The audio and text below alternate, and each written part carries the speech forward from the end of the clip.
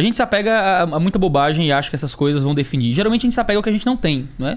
O dinheiro é um grande fetiche da felicidade porque as pessoas muitas vezes não têm, né? E acham que quando tiverem, aí sim eu vou encontrar a felicidade. Aí você descobre que não tem pote de ouro no fim do arco-íris, aí, brother, aí a depressão é pior. O cara chega no topo e países com IDH elevadíssimo têm o maior índice de suicídio do mundo. Verdade. Não é? Porque os caras chegaram lá, tem o dinheiro, posso comprar, posso ter. O que eu faço? E aí?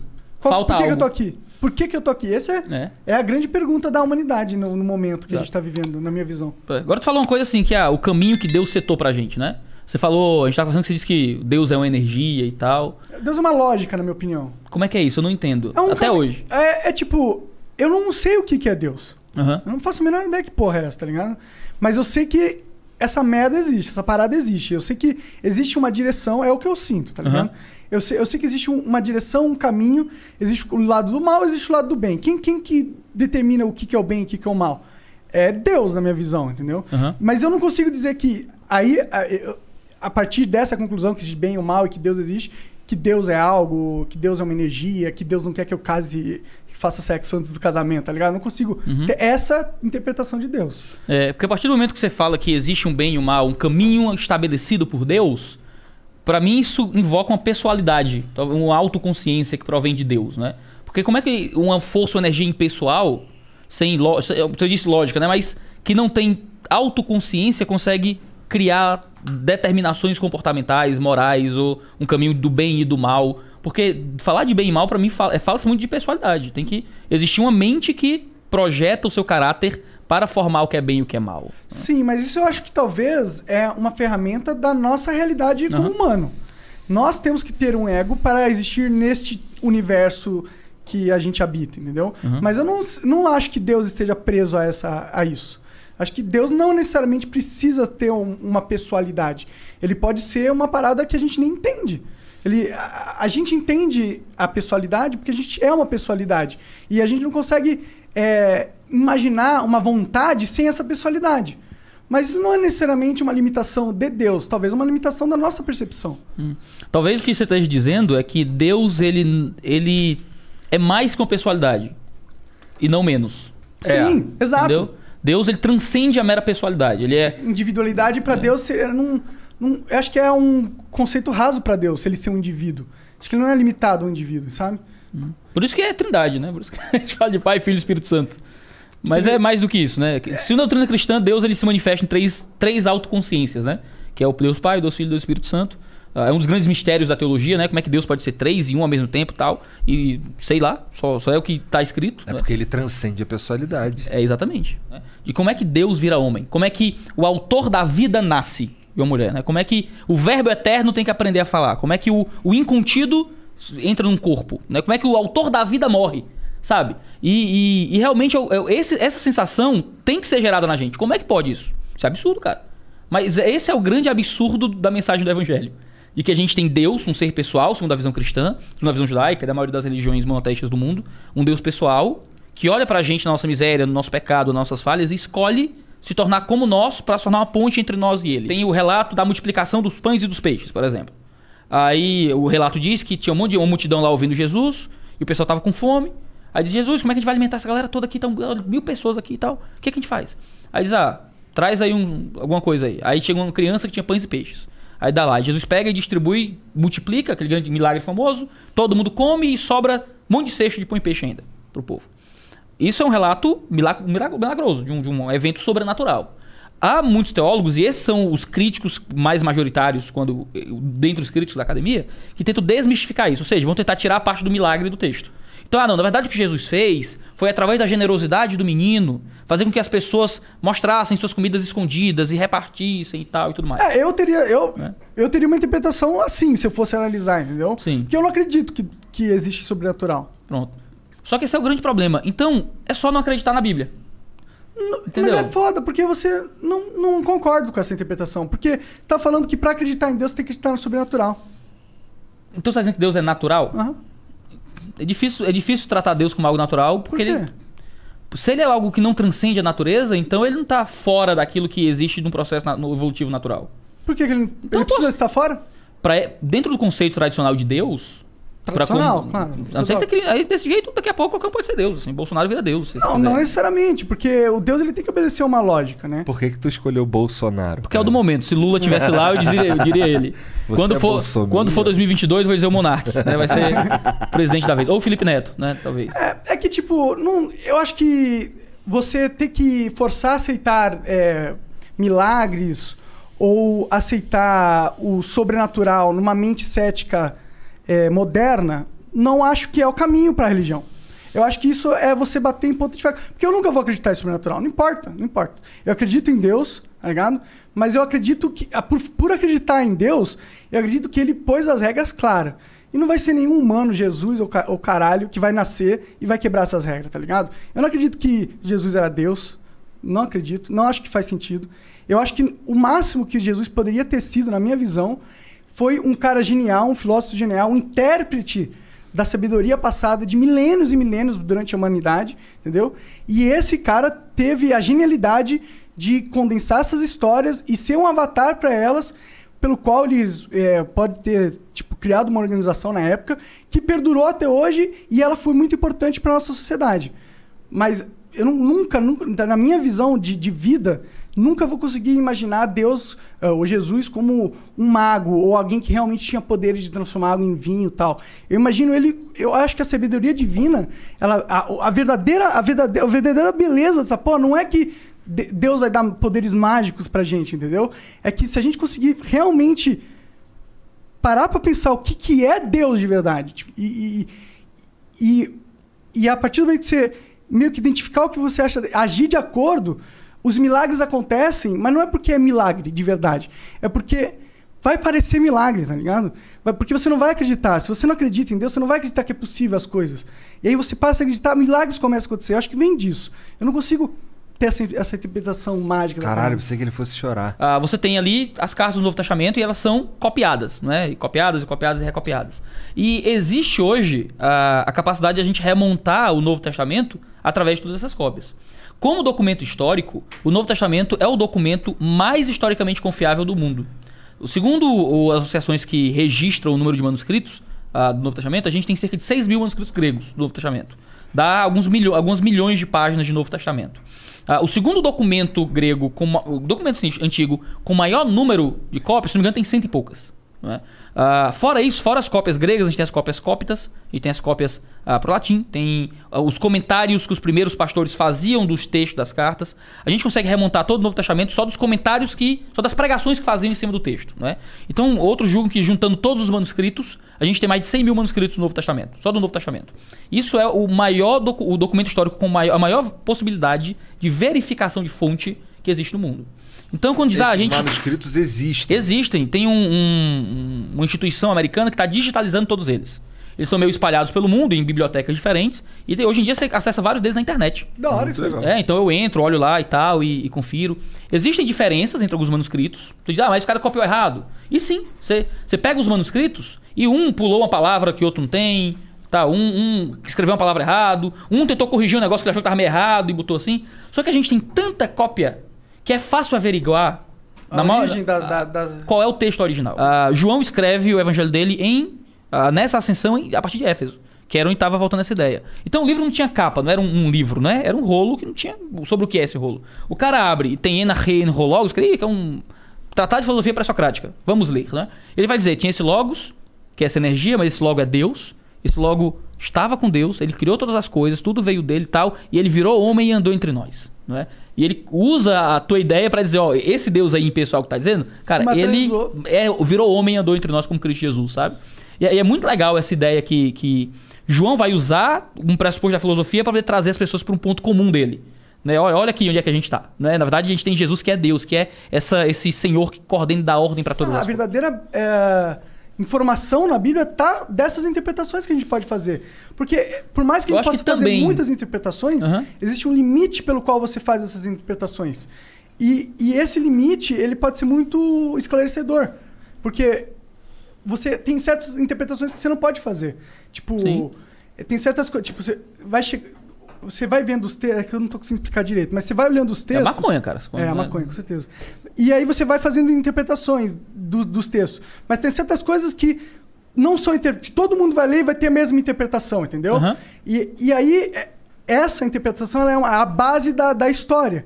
E você poder fazer essas outras interpretações é quando você chega nessa base. Quando você chega no algo que não dá pra interpretar, entendeu? Você entendeu? Eu tô entendendo mais ou menos, eu acho. Que tem uma verdade central e sólida. E aí, como é que eu comunico que você chega nessa verdade? Não, eu tenho a verdade. Isso, começou. boa. Eu tenho a verdade. Daí, como é que eu vou comunicar essa verdade aqui pro máximo possível de pessoas?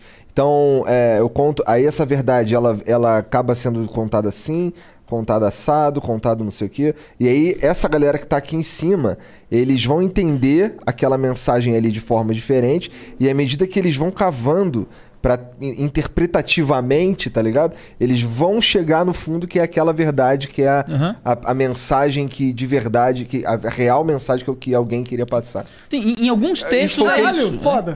Isso foi o que ele quis dizer, tá? Eu tô explicando monarquês. Muito obrigado. Tu tá lendo grego aí, eu leio monarquês. Deve ser mais difícil, duvidar. São uma série de autores que disseram que viram algo acontecer. O Caba tava morto, fez um monte de milagre e tal, disse que era Deus e agora tá vivo e subiu pro céu numa nuvem. E morreu dizendo isso. Qual é a explicação mais natural pra isso? É que era um delírio coletivo? Você acha que... Onde é que você vê esse tipo de coisa? Em vários lugares. Se olhar na história da humanidade, teve várias coisas de histeria coletiva. Você consegue fazer isso em pequenos surtos. Você tem um momento ali que todo mundo vê alguma parada. 2 mil anos atrás, as comunidades eram bem pequenas também, né? Cara, mas você tem Império Romano, cara. Não era assim, não. Era uma coisa bem mas isso aí, diferente. Jesus já tinha morrido há muito tempo. No Império Romano? No Império Romano? Não. Jesus viveu durante o Império Romano. Verdade. Tá vendo? Eu sou burro. Não, tudo bem. Não, o Império Romano tava no auge, brother. Tinha as estradas romanas, um negócio sério já. É verdade. Os romanos foram aqui crucificados. E eles dizem, conviveram 3 anos com Jesus. Não foi um negócio assim de um... Não, cara, eu tava numa oração aqui, num jejum, e vi um anjo. Não, eles andaram com Jesus por 3 anos. Jesus morre. Depois que ele ressuscita, fica 40 dias com eles. Ressuscitado. Mostrando e conversando com os discípulos, sendo visto. Né? Você tem um relato que não parece ser o que é comum à histeria coletiva, delírio coletivo ou o que é que seja.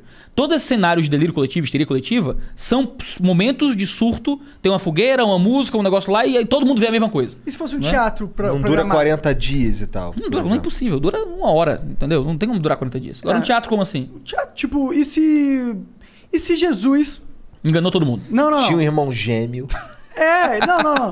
E se Jesus, Jesus ele tinha uma comunidade, ele tinha um grupo. Sim. Esse grupo, ele tem regras. Vai saber o que Jesus combinou com os caras, tá ligado? Eles vão morrer pra defender a mentira? Vai saber. Mano, cara, você duvida da loucura humana? Cara, eu duvido nesse nível. Você acha? De você ter 500 testemunhas da ressurreição de Jesus, tem um monte de muitos vivos morrerem. Cara, porque tem eles não são... Maomé, tem vários outros profetas que tiveram coisas similares também. Maomé, não. Não sei, eu sou burro, eu não sei, não teve? Não teve, desse jeito não. Se um muçulmano ortodoxo aqui estudado, ele não vai... Eu acho que não. O processo de comprovação do Alcorão é bem diferente. No Evangelho de João, ele começa a lidar com os cristólogos chamam de proto-gnosticismo. Porque o gnosticismo é uma heresia do século II. Tem um primeiro pai da igreja chamado Irineu de Lyon, que escreveu um livro chamado Contra as Heresias, que ele lida com o gnosticismo e tal, em 4 volumes. Mas havia um proto-gnosticismo ali no período primitivo, em que o pessoal dizia, não, Jesus não era homem de verdade, porque a carne é má. Então como é que Deus pode virar homem? Se a carne é intrinsecamente má. Isso, inclusive, um paradoxo da minha cabeça de Deus encarnar, mas... E é o que João responde no evangelho dele. Ele diz, a gente está falando do que a gente viu, do que a gente ouviu, do que a gente pegou. Ou seja, acredita em mim. Eu recostei minha cabeça no peito dele. É isso que ele diz, né? Acredita em mim, confia em mim. Confia em mim. E eu morri dizendo que é verdade, entendeu? Eu não confio, mas vamos lá. Tudo bem. Eu acho que tem que ter muita fé para não acreditar nisso. Eu não acredito em humanos. Eu acredito em Deus. Caralho! Aí, esse foi... Aí. Vou usar isso contra você depois. Tá bom. O que acaba acontecendo é que ele vai lidar com essa ideia. Ele vai dizer que a carne não é má. A carne não é intrinsecamente má. Né? O que é mal é o pecado. É aquilo que é a cobiça dos olhos, é o amor pelas coisas do mundo, é se entregar para as obras da carne, é não amar o próximo e tal. Ele vai argumentar o que é o mal de verdade. Não é a carne que é má. Não é? E por isso não tem problema Deus ter encarnado. Não é? Porque se fosse assim, a gente que se converte, como é que vive? Mas não existe parada. A gente vive, mas a gente... Mas se a carne é mal, eu tenho que fazer o quê? Tenho que cortar a minha carne? Você pratica maldade. Contra o meu corpo? Às vezes. Não, você tá falando que eu ainda sou mal porque... Exato. Mas não é porque eu sou físico. É porque você é físico. Não, é porque eu sou ruim. É diferente. Mas eu acho que a fisicalidade... Por exemplo, essa mesa é física e não é moral. Eu sei, mas por exemplo, Jesus sem querer pisou numa formiga. Se ele fosse Deus... Ele não podia frisar na formiga. Talvez, sei lá, ele pode matar uma... Então, mas não existe alguns paradoxos de Deus estar encarnado? Se ele toma uma decisão... Não, existe. Paradoxos de Deus estar encarnado, sim. Então, existe, tipo, se Deus tem que ajudar 2 pessoas encarnadas, ele tem que tomar uma decisão. Ele vai tomar uma decisão porque... Como que ele vai... Baseado no quê? Ele é humano, tá ligado? Ele vai ter que tomar uma decisão que é injusta. Como que Deus vai tomar... Porque se ele tem que salvar 2 pessoas que estão caindo do penhasco, ele vai conseguir... Salva as 2, ele faz assim, ó, aí sobe assim as 2. Só que... Mas, você vai entrar no mundo da... Você vai entrar no mundo da fanfic do, né? Se vaca voasse, chovia leite. Você acredita que Jesus tem poderes, ele poderia fazer isso. Claro. É que você tá tentando limitar você tá criando hipóteses tão fora daquilo que é o normal do que se lê e tal, que é difícil até... É que eu acredito que a física existia. Mas se Jesus fosse transgênero, e se Jesus fosse, sei lá, fosse manco... E se Jesus obedecesse a física, é isso que eu tô falando. Ele é o criador das leis da física, né? É o que diz Jó. Jó é legal. Mas a gente tava num papo muito mais interessante antes. Qual que era mesmo? Sobre o... As primeiras heresias? Sobre o gnosticismo. Sobre o proto-gnosticismo. Isso. E esse é o argumento de João nos seus evangelhos, né? Tem um pouco disso em Colossenses também, porque os proto-gnósticos acreditavam que existiam subdivindades, que criaram as coisas e tal. E Paulo vai dizer que não, que ele é a imagem do Deus invisível, é o responsável por toda a criação, nele tudo subsiste, nele tudo há. E ele vai montar ali uma imagem da grandeza da pessoa de Jesus, criticando justamente essas coisas, né? Um antigo pastor que acompanhava, escrevia livros que eu lia, que ele abandonou o cristianismo. O cara já adulto, já. Era pastor e virou descrente, ateu, sei lá o que ele virou. Aí ele tava dando uma entrevista e disse, mas por que você parou de crer na Bíblia? Não, porque eu não acredito nisso, não acredito na ética sexual da Bíblia, a condenação aos homossexuais e tal, não sei o quê.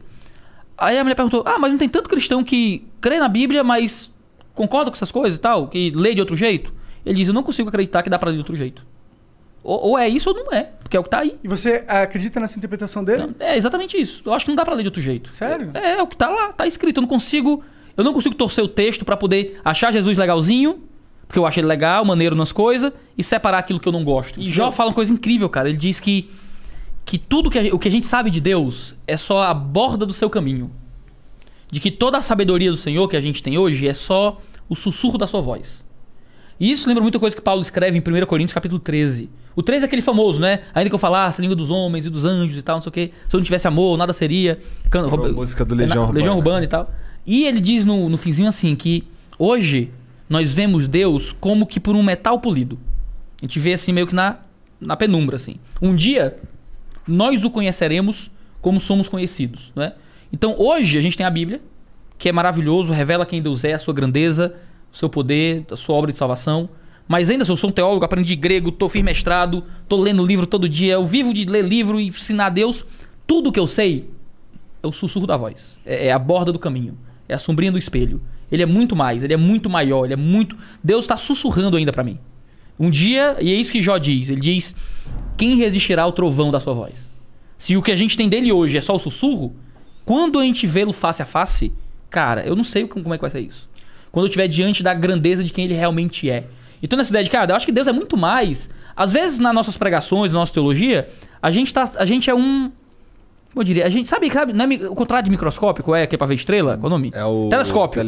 O que é que um telescópio faz? Ele diminui pra caber no olho, né? Então o negócio é gigantesco, não dá pra eu ver. Aí ele pega aquilo e bota aqui num negócio que eu consigo ver pequenininho aqui numa telinha, sabe? Opa, tá aqui o planeta, né?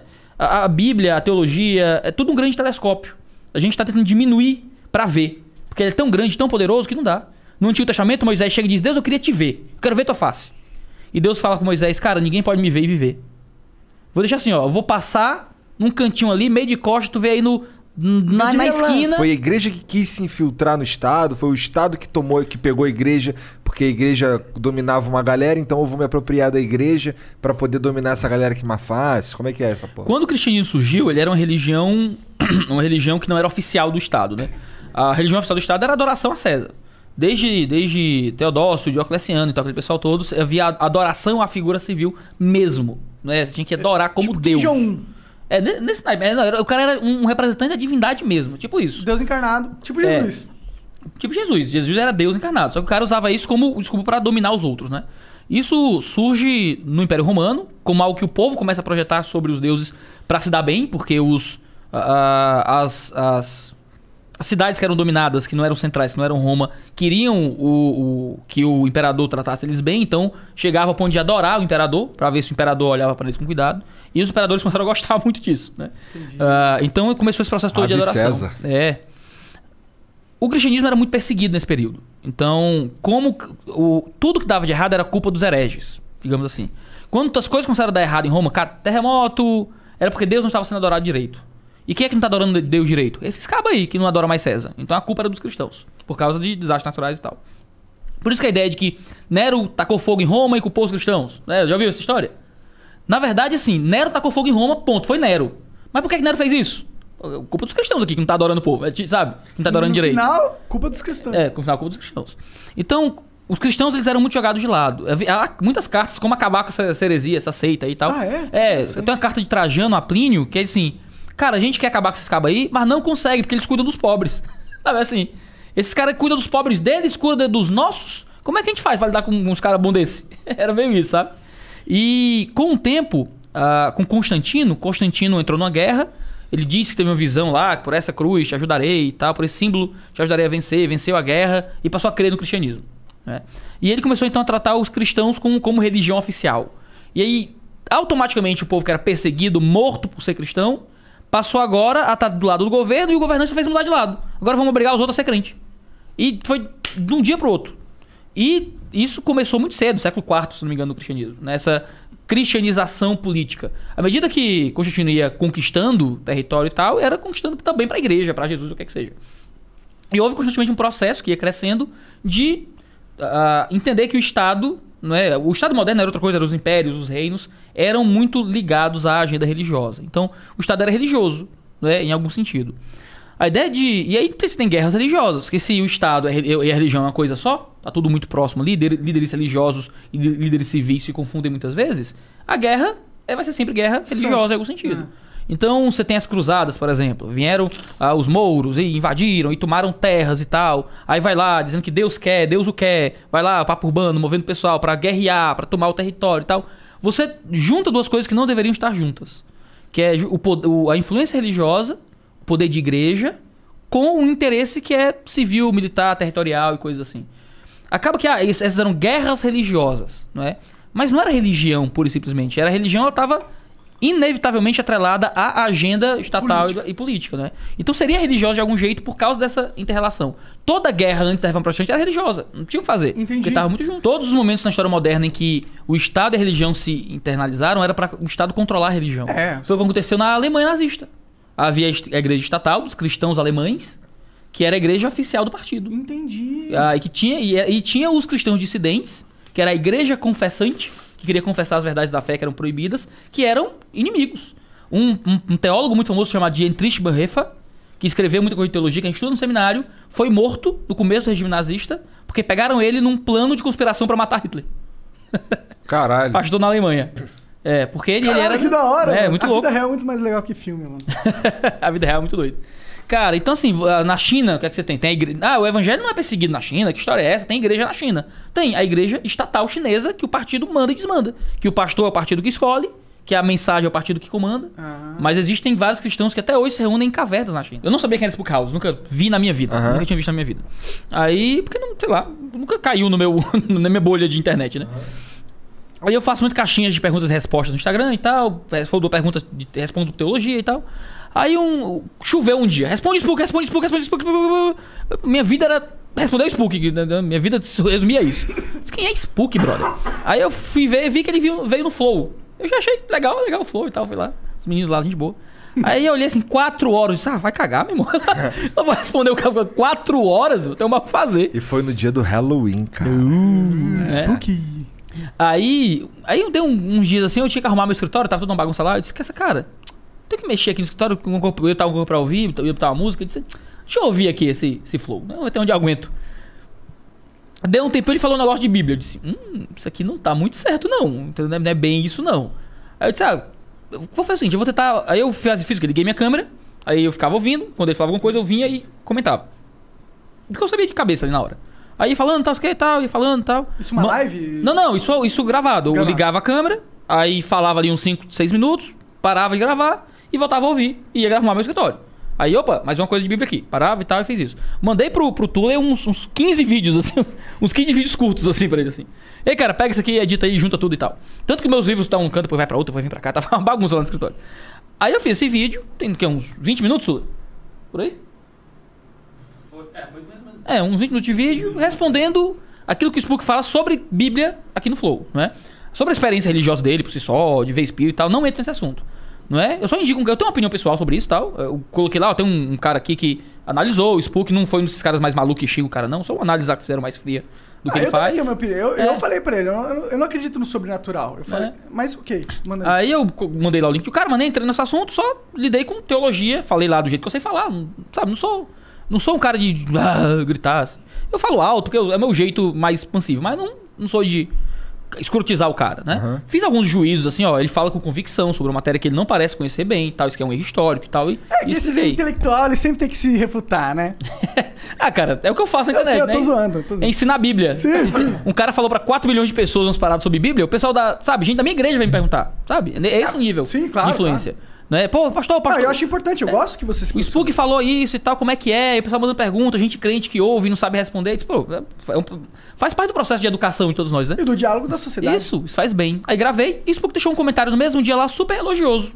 Pô, obrigado pelo tom, obrigado pelo respeito e tal. Disse que, legal, ele gostou. Obrigado por não ter falado da minha pessoa, por ter falado apenas das questões de Bíblia. Tá tudo bem, tudo legal, show de bola. Aí eu vi o comentário, tá tudo bem, voltei a seguir minha vida, nunca mais foi de Spook House, seguiu. Ele foi num podcast chamado Brain Games, que é um podcast da galera da Maromba e tal. E foi no podcast do Vilela, né? No Inteligência Limitada. E nos 2 podcasts surgiram pessoas perguntando sobre as críticas que ele recebe, ou mesmo... No Brain Games falaram de mim especificamente, o Iago aí, chamem o Iago pra ele falar umas verdades, uma coisa assim. Lá no Vilela ele só perguntou sobre, a galera te chama de charlatão e tal, como é que é isso? E nos 2 casos ele me citou em termos muito negativos, assim. O Iago falou violentamente contra mim, num estado de ira terrível, só vi inveja, rancor, não sei o quê, porque os meus números foram muito maiores do que ele lá no Flow. Eu tive 4 milhões, ele só teve 300 mil e tal, não sei o quê. Bom, se for competir com o número no Flow, realmente o Spook foi foda. Foi muito bom, eu acho que é o quarto lá e tal, muito bom mesmo. As histórias dele são muito legais. Sim, ele é um ótimo orador, e achei muito legal. E ele é um cara muito inteligente e tem muito conteúdo fala também. Muito bem, muita história pra contar, é muito legal. Né? Eu ouvi, nem foi difícil ouvir as 4 horas dele, nem foi difícil. Então ele falou de mim lá e eu disse, puxa, como assim? Né? E totalmente contrário àquilo que ele tinha me dito antes. Aí o pessoal, sabe como é que é a internet, né? Esse tipo de coisa acontece e tua vida se resume àquilo. Até. Eu quero dar aula, eu quero tirar dúvida de teologia, eu quero fazer as coisas e todas as minhas redes se concentram em torno daquele negócio. Aí eu disse, cara, vou ter que falar a respeito pra poder me defender em algum nível. Não pra me defender simplesmente como indivíduo. Porque eu tô ofendidinho, meu Deus, né? Porque a gente escuta muita coisa na internet há muito tempo, né? Mas porque eu sou um professor, eu sou um pastor de igreja. Se aquilo que ele tenta jogar sobre mim pega, é uma coisa que é muito triste para aquilo que eu tenho para dar.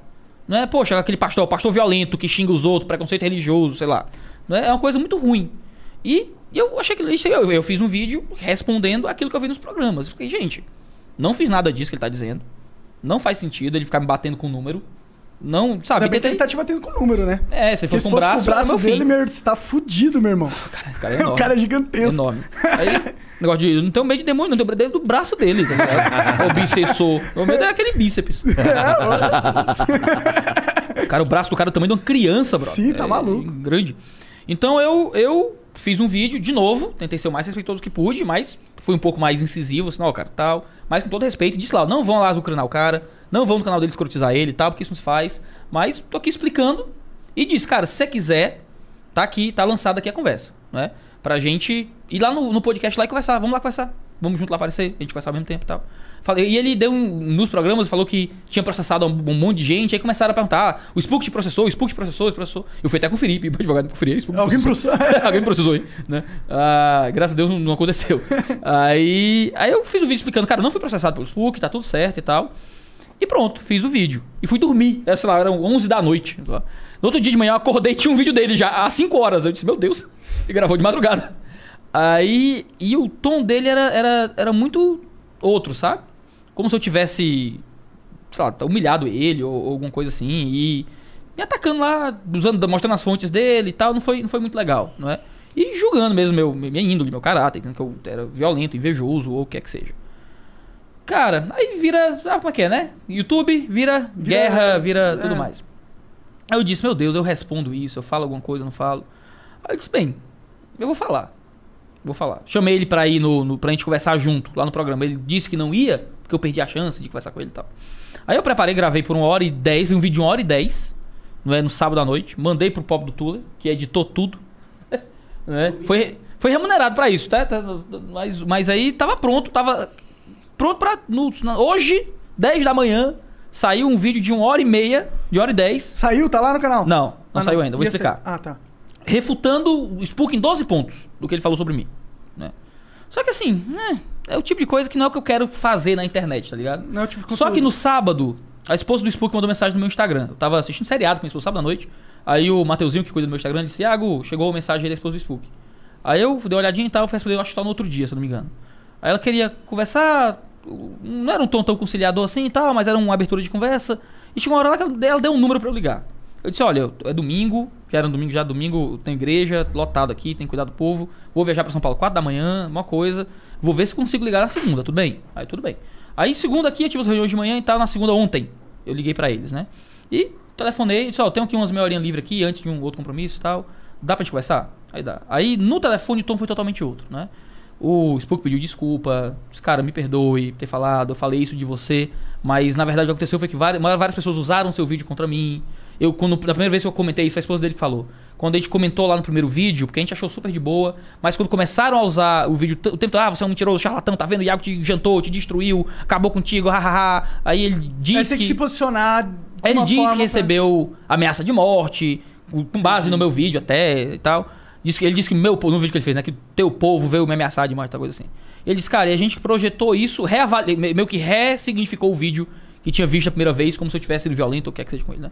Então, quando ele foi nesses programas, esses assuntos surgem, ele disse pra mim claramente, diz no vídeo que gravou, né, que explodiu, eu tava emocionalmente abalado com tudo aquilo e tal, e falou de forma injusta a meu respeito. E, cara, eu tinha um vídeo de 1h30 pra destroçar o cara, pronto, tá ligado? Aí eu disse, cara, eu tenho um vídeo que eu não quero soltar amanhã. Eu não quero. Como é que eu vou bater num cara que tá me pedindo desculpa, tá ligado? Ele disse: me faz um favor, eu vou pedir de todo o coração. O que você tá me dizendo aqui na ligação, faz um vídeo curto e diz pra galera. Que aí eu entendo não só a boa fé, porque é muito fácil, né? Me xingar na internet e me ligar pra dizer alguma coisa. Sim. Que eu não entendo não só a boa fé, mas eu vejo que eu não preciso ter que me defender do que você disse. Porque você resolve no meu lugar. Já quebra a treta. Ele disse: não, 10 minutos tá no ar. Né, e tal. Aí ele, ficou tudo bem, desligamos, ele... No Uber mesmo, indo lá no podcast, eu vi o vídeo que ele postou, gravou um vídeo de 10 minutos, ele e a esposa dele.